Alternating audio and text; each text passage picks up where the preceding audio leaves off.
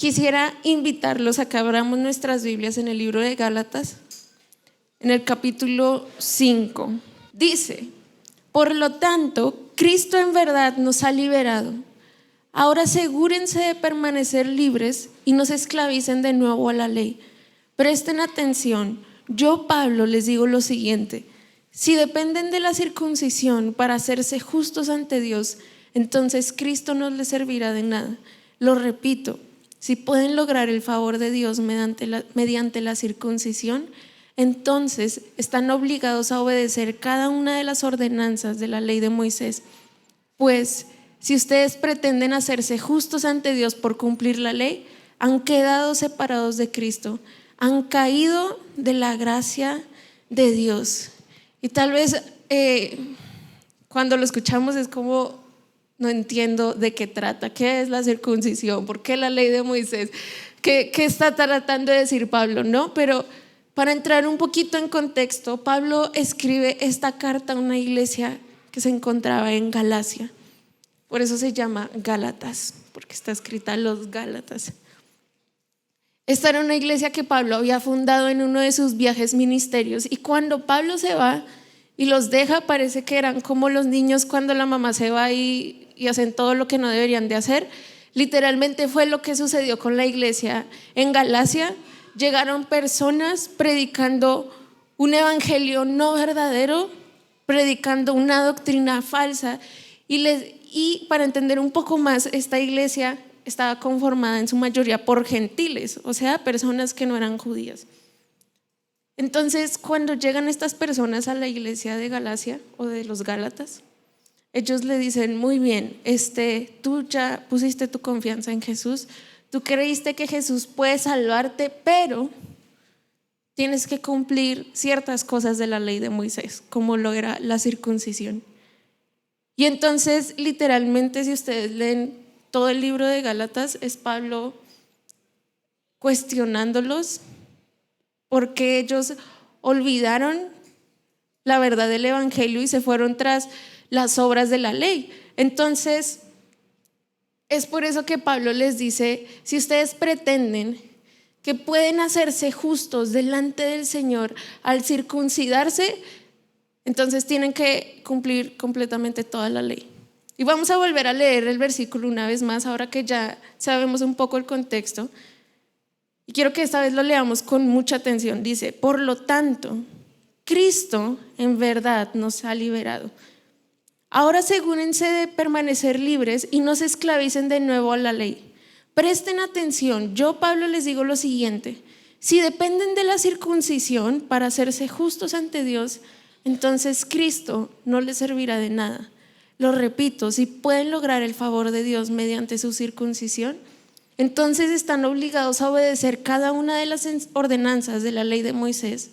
Pues si ustedes pretenden hacerse justos ante Dios por cumplir la ley, han quedado separados de Cristo, han caído de la gracia de Dios.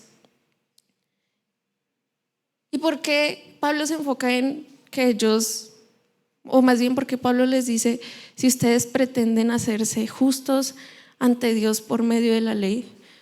Porque todos sabemos que la única manera, antes de que llegara Jesús, que una persona pudiera hacerse justa ante el Señor era haciendo una cosa: cumpliendo la ley de Moisés perfectamente.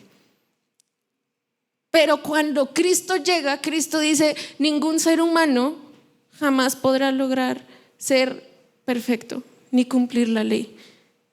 Entonces, por eso era necesario que Cristo viniera, porque a menos de que sea un extraterrestre, nadie aquí ha sido perfecto toda su vida. O sea, no hay ni una persona en el mundo que pueda decir: oh, yo he cumplido la ley de Dios perfectamente, ni una. Y es por eso que Cristo entonces llega. Pero lo que estaba sucediendo en la iglesia de los Gálatas era que ellos habían aceptado a Jesús, pero entonces estaban comenzando a añadirle más cosas a su fe. Y ese es el problema que vemos aquí. Y saben, cuando ellos estaban tratando de añadirle más cosas a su fe, sucedía algo con ellos. Entonces se convertían en esclavos de esa ley. Y era lo contrario a la libertad que habíamos encontrado en Jesús. Y hay un versículo que nos ayuda a entenderlo un poco más, que está en Hechos 15. Y es un versículo en el que Pedro está debatiendo y él dice: ahora pues, ¿por qué tientan a Dios poniendo sobre la cerviz de los discípulos un yugo que ni nuestros padres ni nosotros hemos podido llevar? Antes creemos que por la gracia del Señor Jesús seremos salvos. De igual modo ellos. Y en este versículo lo que Pedro está diciendo es que había ciertos judíos que le estaban diciendo a la iglesia, a ciertos cristianos que eran gentiles, que ellos debían cumplir, así como le decían a los gálatas, con la circuncisión. Y Pedro les dice: ¿por qué les ponen una carga que ni nosotros mismos pudimos cumplir? ¿Qué era esto? Cumplir la ley de una manera perfecta. Y les dice: ustedes tratan de ponerles a ellos la misma carga, pero ni siquiera nosotros ni nuestros padres pudimos hacerlo. Y la única manera en la que encontramos salvación fue poniendo nuestra fe en Jesús, recibiéndola por gracia. Y como vuelvo a repetir, la única manera para que todo ser humano pudiera ser salvo era solo y es solo por medio de Jesús. Porque no hay manera de que con nuestras buenas acciones alcancemos la salvación.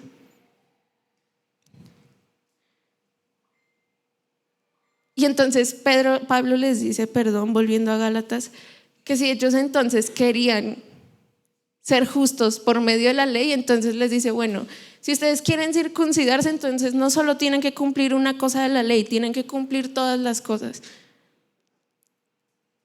Volvemos al mismo punto donde tienes que cumplirla de una manera perfecta. Si crees que eso te va a hacer justo delante del Señor.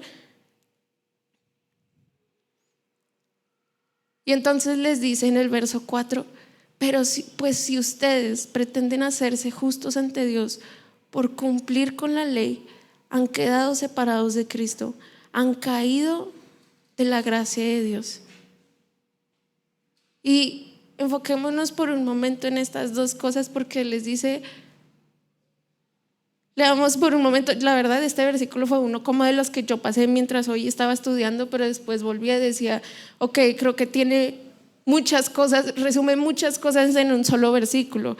Dice: si ustedes pretenden hacerse justos ante Dios por cumplir con la ley, han quedado separados de Cristo, han caído de la gracia de Dios.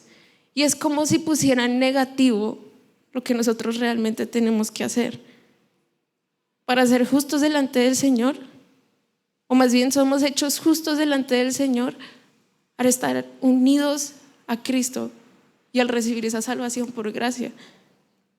Porque solo cuando estamos en Jesús es que Dios nos justifica. Solo cuando ponemos nuestra confianza en Jesús es que recibimos la plena justificación del Señor, es estar en Cristo. Y cuando reconocemos que es algo que hemos recibido por gracia. Y ahora, yo sé que este es un tema que tal vez varios dirán: bueno, pero esto yo ya lo sé. Pero saben, como todo en la Biblia, creo que todo es relevante y no hay nada que no necesitemos. Aunque lo escuchemos una y otra vez, creo que es algo que el Señor usa para hablarnos específicamente. Me ha pasado últimamente que casi todo en mis planes bíblicos es el mismo tema, y yo digo: no, Señor, no creo que tú quieras hablarme aquí. Y después digo: creo que eso solo está demostrando el orgullo que hay en mi corazón, que cree que el Señor no me debería de hablar en eso. Pero tal vez es algo que todos sabemos, ¿no? Somos justificados en el Señor por medio de la fe en Cristo y solamente por gracia. Dios nos declara justos cuando con todo nuestro corazón ponemos nuestra confianza en Jesús. Reconocemos que necesitamos un Salvador, que no hay manera de que nuestras obras nos salven sino solo Él. Pero así como lo aprendemos, es fácil olvidarlo. Y era una de las cosas que Pablo le hablaba a la iglesia de los Gálatas. Y saben, podemos juzgar a los Gálatas y decir, uy, no, ¿cómo se les olvidó, no? ¿Por qué se fueron tras las obras de la ley? Pero ¿cuántas veces nosotros no caemos en el error de creer que necesitamos hacer algo para ganar el favor del Señor? ¿Cuántas veces no venimos a la iglesia y lo hacemos como si fuera un checklist en nuestra aprobación delante de Dios? Entonces, un domingo que servimos es como si nos diera valor delante del Señor e hiciera que Él nos amara más o que nos declarara justos delante de Él. Y voy a mencionar algunas cosas y que podamos meditarlas profundamente, y una de ellas es cuando procuramos moralmente ser una buena persona, ¿no? Entonces nos esforzamos por ser pacientes, por pasar la ofensa por alto. Pero si todo eso lo enfocamos en, es que yo quiero que vean que yo sí soy paciente, que yo sí hago lo que debería de hacer, que yo no soy como ellos, lo que sucede es que lo convertimos en algo que se trata de nosotros y no del Señor. Cuando creemos que nuestras obras, porque ser moralmente correcto, ser una buena persona no es nada malo, pero cuando creemos que nuestras obras van a hacer que el Señor nos ame más, entonces se le quita el valor a todo lo que estamos haciendo. Y entonces, si nos esforzamos por ser esta persona agradable con todos y creemos que todo depende de nosotros y que eso solo va a hacer que el Señor nos ame más, le quitamos el valor. Otra de las cosas es, y es algo que a mí constantemente me pasa, es una lucha en mi cabeza constante, porque es cuando nosotros creemos que nuestras disciplinas cristianas, como leer la Biblia, orar, ayunar, congregarnos, etcétera, nos harán más justos delante del Señor. Y saben, cuando nosotros creemos que la cantidad de veces que venimos a la iglesia, que las cosas que hacemos, que si oramos a cierta hora y nos desgastamos haciendo tal cosa, nos va a dar un lugar delante del Señor, el día en el que, y yo sé que a varios les ha pasado, creo, porque a mí me ha pasado, el día en el que por X o Y uno no puede orar, ¿no? O sucede algo y ya no alcanzamos a leer la Biblia, es como si nos sintiéramos que el Señor nos desechó, que hicimos todo mal, que Dios no, se alejó de nosotros. ¿Por qué? Porque fundamentamos todo en un amor condicional, como si el Señor nos dijera: te amo cuando lees la Biblia, te amo cuando oras, te amo cuando ayunas. Y una vez más repito, no quiere decir que estas cosas sean malas, más bien totalmente lo contrario, sino que cuando creemos que estas cosas nos van a hacer alguien delante del Señor, se convierten en una carga y no en un deleite. Y entonces se genera esto de que ya no queremos hacer ninguna de esas cosas porque sentimos que hemos fallado muchas veces, que no podemos volver a empezar. Pero todo esto es un recordatorio de que en el Señor todo lo hemos recibido por gracia, que todo lo que sucede en nuestra vida es un reflejo de la gracia del Señor. Ese momento en el que nos despertamos, dependiendo de cuál sea su rutina, si ustedes se despiertan y dicen luego voy a orar, o tal vez en algún momento del día encuentran un tiempo, ese momento en el que nosotros llegamos y podemos estar en la presencia del Señor, decimos: solo tú pudiste hacer que yo estuviera aquí, solo tú pudiste disponer mi corazón para que yo viniera a buscarte. Saben, en las mañanas, les confieso, es una lucha constante donde digo: quiero dormir más, y me siento en la silla del escritorio para orar y estoy: ¿será que me duermo 30 minutos más? Y digo: no, Señor, ayúdame, no. Y estoy haciendo el devocional y literal es una lucha en mi cabeza de desconcentrarme. Pero saben, todas las mañanas que me siento le digo: Señor, tú me trajiste aquí, tú me diste la disposición, tú pusiste en mí el deseo para buscarte. Hay un salmo que me encanta, que creo que es el 27. Si no se los leo, es que se me olvidó la cita, pero este salmo dice: mi corazón te ha oído decir, ven y conversa conmigo, y mi corazón responde, aquí vengo, Señor. Y literalmente es ese momento en el que estas obras que nosotros tratamos de hacer por la ley se convierten en obras de gracia que solo el Señor hace para acercarnos a Él. Que todo lo que nosotros hacemos en nuestra vida, cada disciplina que nosotros tenemos, es algo que el Señor usa, y es su Espíritu obrando en nosotros para que nos acerquemos más a Él. Y leía un comentario que dice: Cristo no será el Salvador de nadie que no lo reciba y confía en Él como su único Salvador. Y cuando dice su único Salvador, es que no busca en ninguna otra cosa salvación, ni siquiera en sí mismo, ni en las cosas en las que es bueno, sino solo en Cristo. Pero saben, somos tendientes a cometer este error porque el mundo de hoy, la sociedad de hoy, nos dice que tenemos que hacer cosas para lograr tener un valor, porque nos enseña o porque nos encanta jactarnos de que tenemos lo que tenemos porque nosotros lo conseguimos, porque esa es la naturaleza de nuestra carne, jactarse de lo que ha construido, de las riquezas que ha logrado, de la fama que ha logrado, cuando el Señor, ¿saben? Por eso el evangelio es tan controversial, porque nos enseña que lo recibimos por gracia y no lo merecíamos, que solamente el Señor pudo dárnoslo y que no había nada que nosotros pudiéramos hacer para que Él nos lo entregara. Y entonces Pablo continúa diciéndoles: sin embargo, en el verso 5, los que vivimos por el Espíritu esperamos con anhelo recibir por la fe la justicia que Dios nos ha prometido. Pues una vez que depositamos nuestra fe en Cristo Jesús, de nada sirve estar o no circuncidado. Lo importante es la fe que se expresa por medio del amor. Y lo primero que vemos en este versículo es que el Señor nos da su Espíritu como una muestra del cumplimiento de su promesa, porque dice: los que vivimos por el Espíritu esperamos con anhelo recibir por la fe la justicia que Dios nos ha prometido.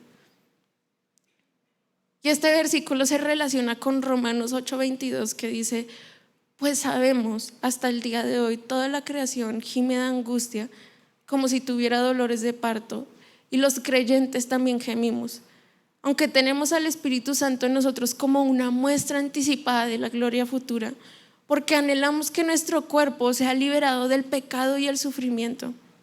Nosotros también deseamos con una esperanza ferviente que llegue el día en que Dios nos dé todos nuestros derechos como sus hijos adoptivos, incluido el nuevo cuerpo que nos prometió.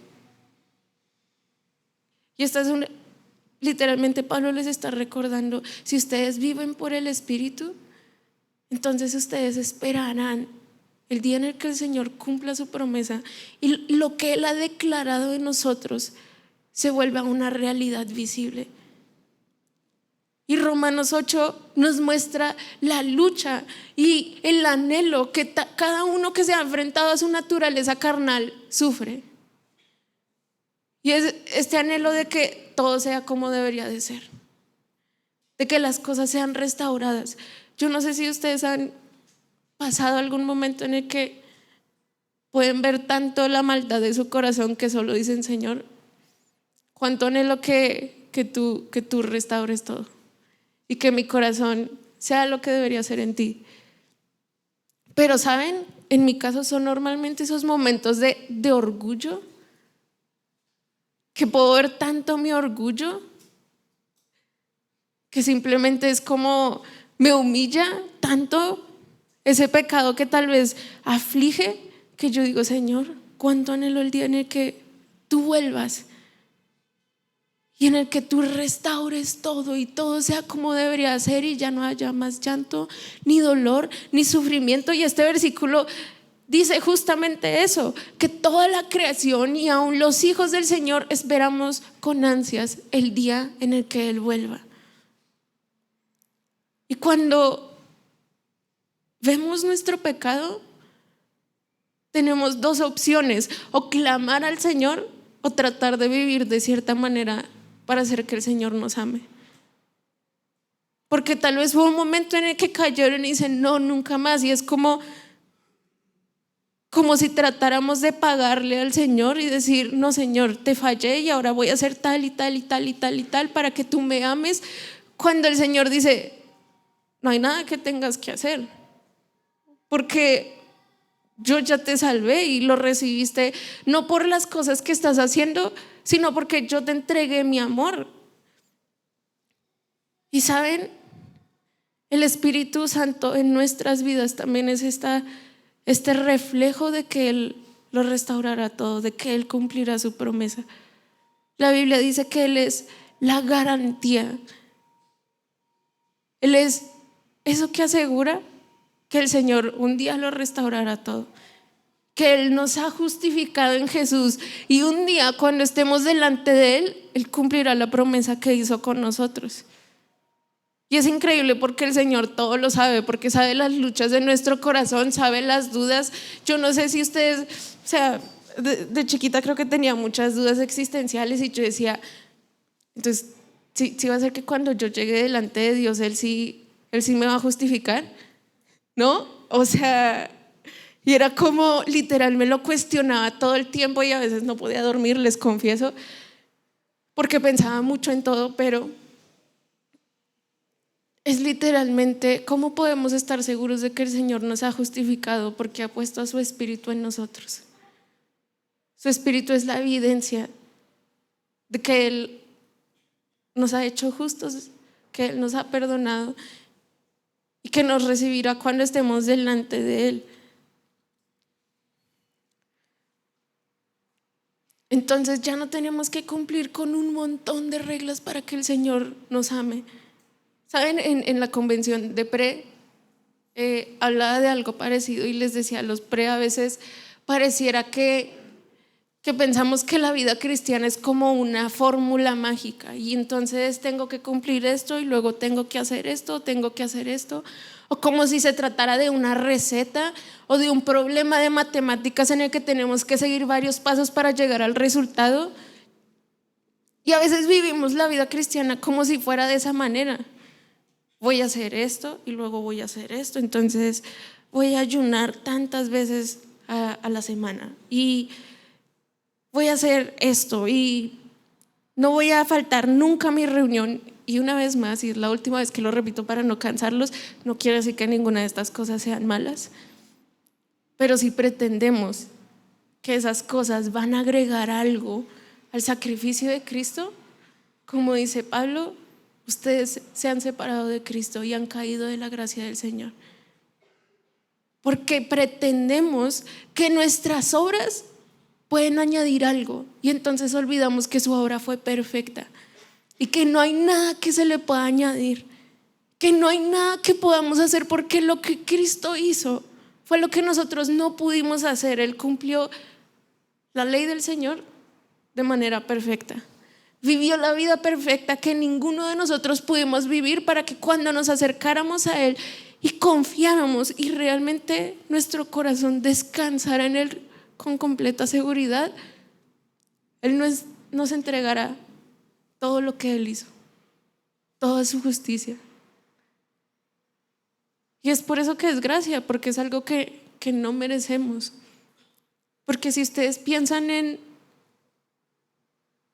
que Cristo, siendo Dios, vivió una vida perfecta y sin pecado para morir por toda la humanidad injusta y pecadora que no lo amaba, no es nada justo. Pero Él lo hizo para que nosotros pudiéramos recibir entonces su justicia. Y después en el verso 6 dice: pues una vez que depositamos nuestra fe en Cristo Jesús, De nada sirve estar o no circuncidado. Lo importante es la fe que se expresa por medio del amor. Entonces Pablo les está diciendo, si ustedes ya confiaron en Jesús, no importa si ustedes cumplen con esa ley o no, solamente que ustedes hayan puesto su confianza en Jesús. Y saben, si nuestra fe está puesta en Jesús, no descansará en nada más, sino solamente en Él. No descansará en si un día logramos despertarnos para orar o no. No descansará en cuán bueno nos comportemos con nuestro prójimo, en nuestra buena racha para cumplir con nuestra moral. No descansará en qué tan buenos somos en lo que hagamos.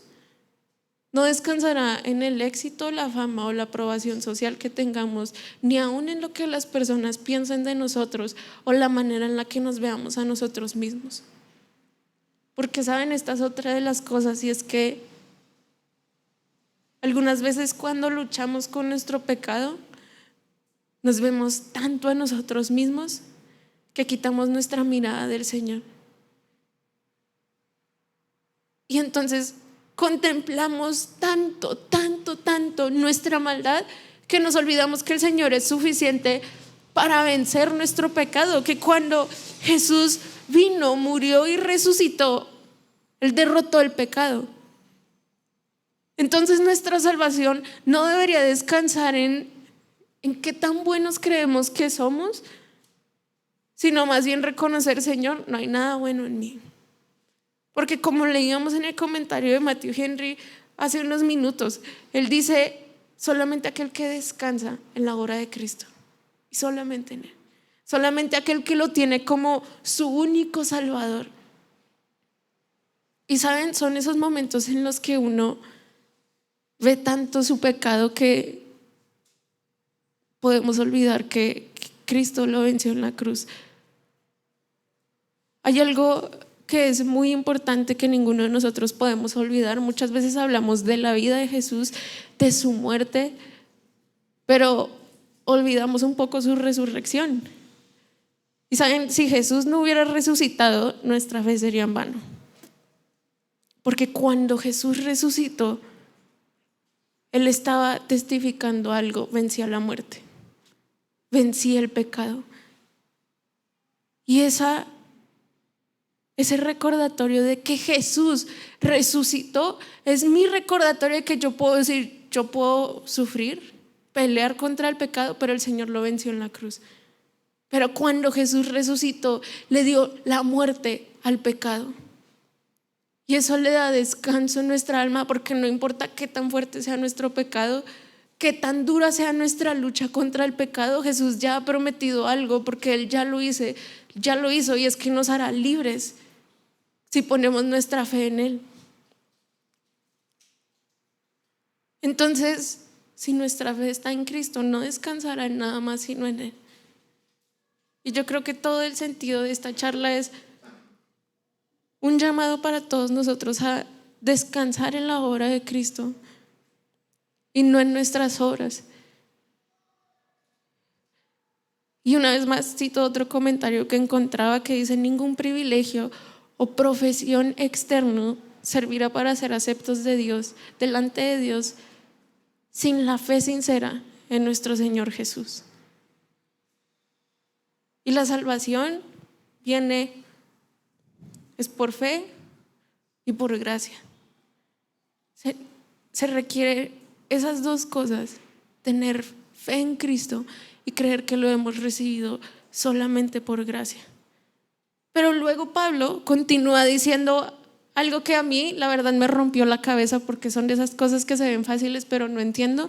Y él dice en el verso, creo que es el verso 6, sigue siendo, si lo tienen ahí, sí, dice: lo importante, dice, una vez que depositamos nuestra fe en Cristo Jesús, de nada sirve estar o no circuncidado.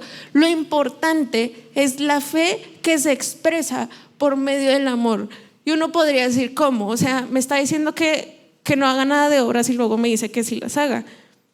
Pero si ustedes se dan cuenta, dice la fe que se expresa por medio del amor.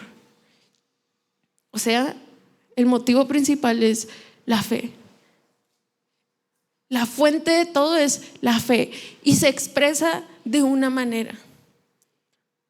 ¿Y por qué les dice esto? Porque él sabía que los cristianos, los gálatas, podían ser tentados a dejar entonces las obras de lado y vivir de una manera que no agradara al Señor.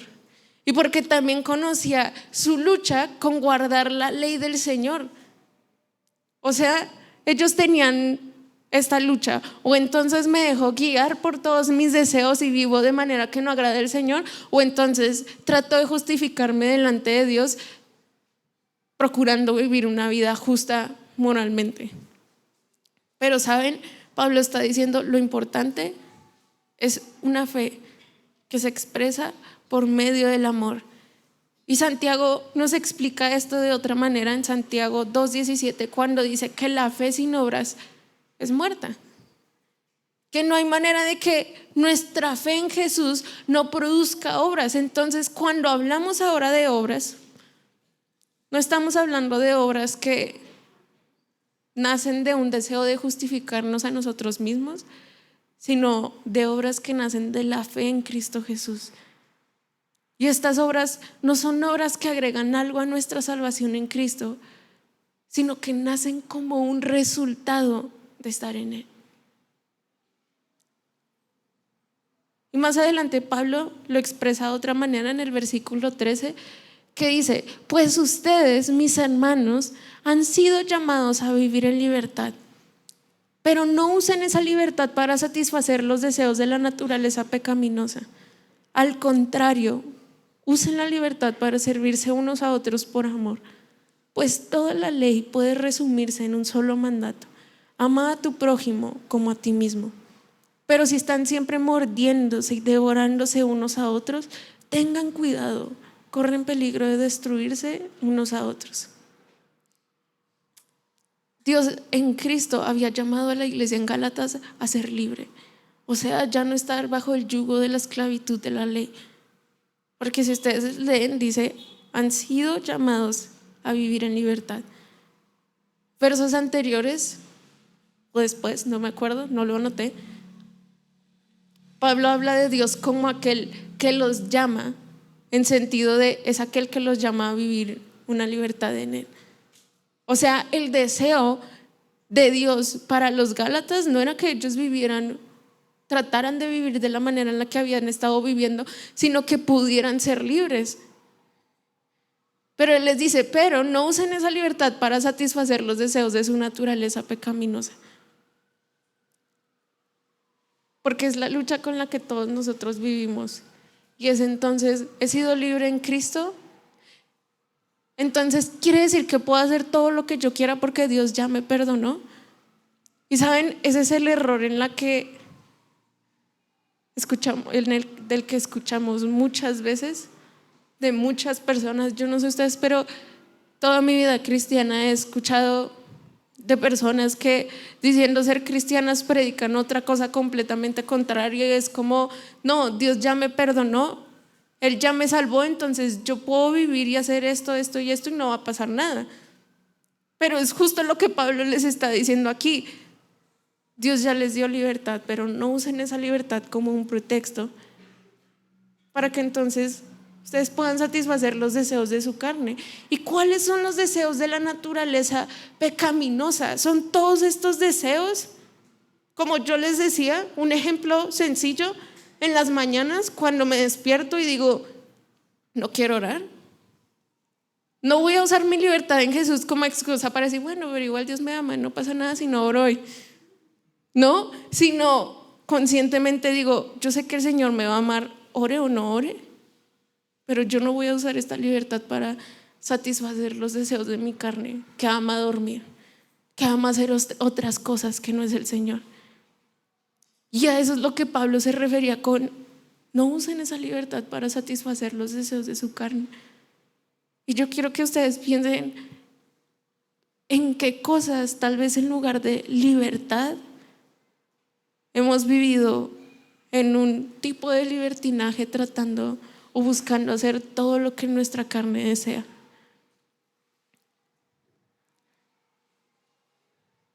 Porque saben, cuando recibimos la libertad en Cristo, el Señor no nos la entrega como el mundo la ofrece. El mundo nos dice que si podemos hacer entonces todo lo que queramos sin que nadie nos diga nada, somos verdaderamente libres. Pero Jesús dijo que todo aquel que comete pecado es esclavo del pecado. Entonces, si yo hago lo que no quiero y no lo que el Espíritu desea, yo no soy libre. Volvamos al ejemplo de dormir. Sí, un ejemplo sencillo, pero podemos pasarlo a otras cosas como los vicios, como las amistades que no nos convienen, las relaciones, como aquellas cosas incorrectas que hacemos y que sentimos que no tenemos poder sobre nosotros y que no hay manera de controlarnos. Entonces, es esta lucha de, imagínense si ese ejemplo de dormir, si yo me despertara y dijera, no quiero dormir más y durmiera 3 horas más, yo no soy libre, yo estoy completamente gobernada por los deseos de mi carne. Lo mismo es la persona que cree que es libre cuando consume todo tipo de sustancias, cuando se entrega a los vicios y dice, no, yo soy libre porque yo puedo hacer lo que quiero y nadie me dice nada. Pero saben, esa persona no es libre porque no tiene control sobre sí mismo. Porque aunque trata de dejarlo, pareciera que no puede. Y todas aquellas cosas en nuestra lucha contra el pecado que creemos que hemos sido libres o fingimos que tenemos una libertad cuando realmente no la tenemos.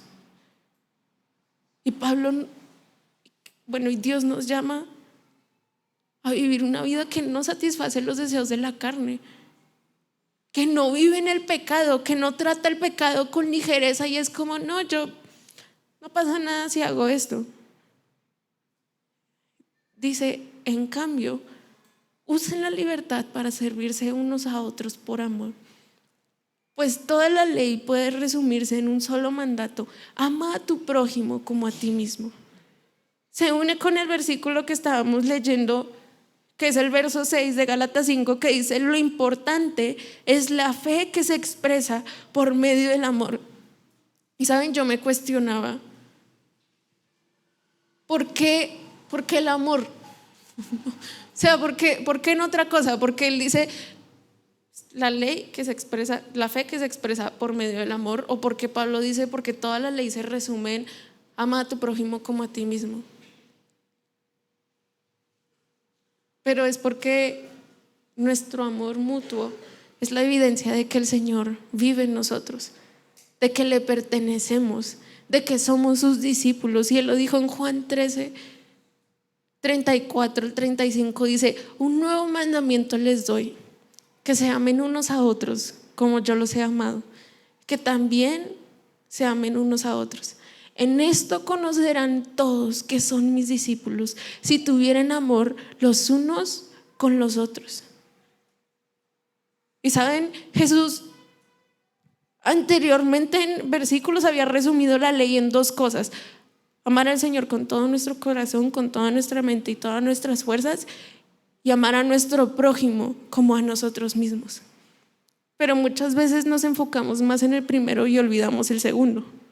Entonces decimos, la vida cristiana se trata de amar a Dios con todo el corazón, pero nos olvidamos de que el Señor también está pidiendo algo. La gente sabrá que ustedes son mis discípulos y se verá reflejado que ustedes me pertenecen si se aman los unos a los otros como yo los amé.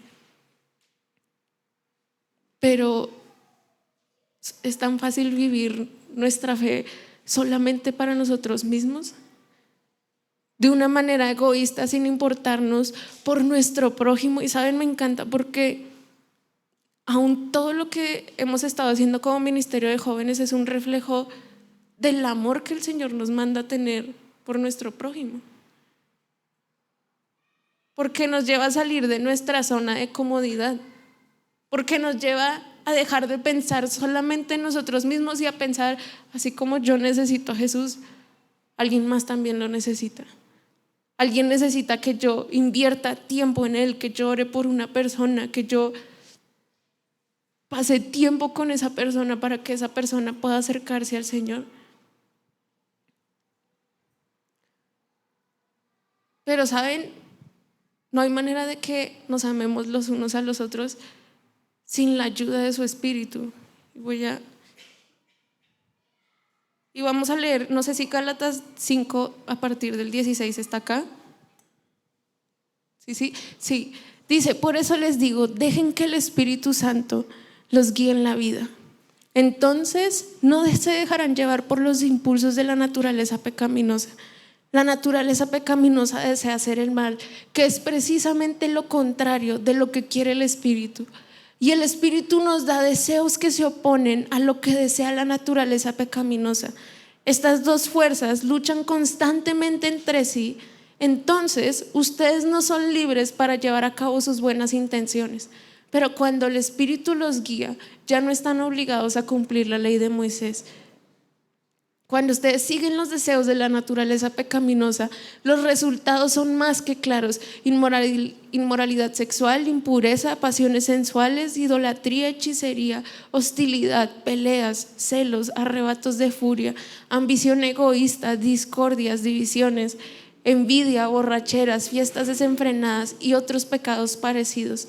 Permítanme repetirles lo que les dije antes: cualquiera que lleve esa clase de vida no heredará el reino de Dios. En cambio, la clase de fruto que el Espíritu Santo produce en nuestra vida es amor, alegría, paz, paciencia, gentileza, bondad, fidelidad, humildad y control propio. No existen leyes contra esas cosas. Y yo sé que el versículo era muy largo y dudé en si lo leíamos todo o no, pero creo que es necesario porque muestra literal el contraste entre una vida que se deja guiar por los deseos carnales y una vida que es gobernada por el Espíritu. Y no hay manera de que un amor genuino por el Señor y por nuestro prójimo se produzca si su Espíritu no está en nosotros. Porque no depende de nosotros, sino de el Señor que opera en nosotros, de que el Señor obre en nuestras vidas.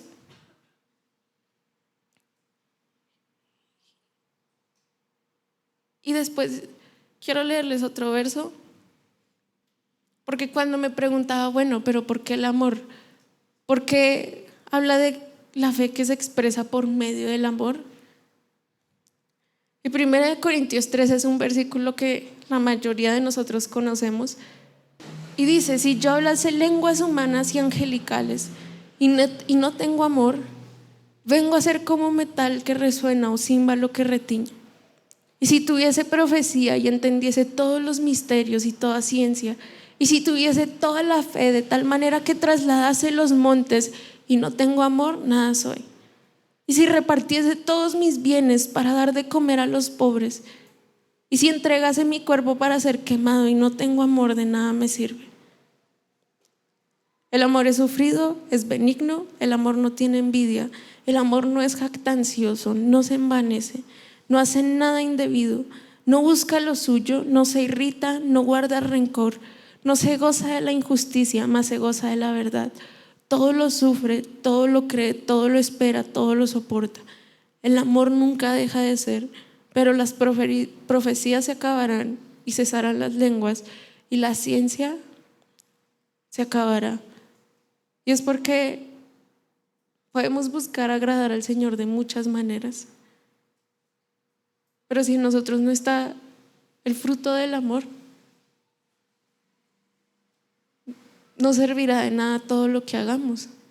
Porque podemos salir, predicarle a personas que no conocen de Jesús cuánto el Señor los ama, pero si no lo estamos haciendo con un corazón que está motivado por el amor, no sirve de nada. ¿Y saben por qué? Nuestro amor al Señor de una u otra manera se tendrá que ver reflejado en nuestro amor al prójimo. Y todo esto es solamente obra de su Espíritu. Y tal vez entonces podemos pensar, bueno, La verdad, yo no tengo ese amor. Ninguno de nosotros aquí lo tenemos, muchachos. O sea, por eso es una lucha contra la carne todos los días. Pero yo los quiero invitar a que juntos pongamos nuestra confianza en el Señor. Descansemos en que su sacrificio fue completo, suficiente,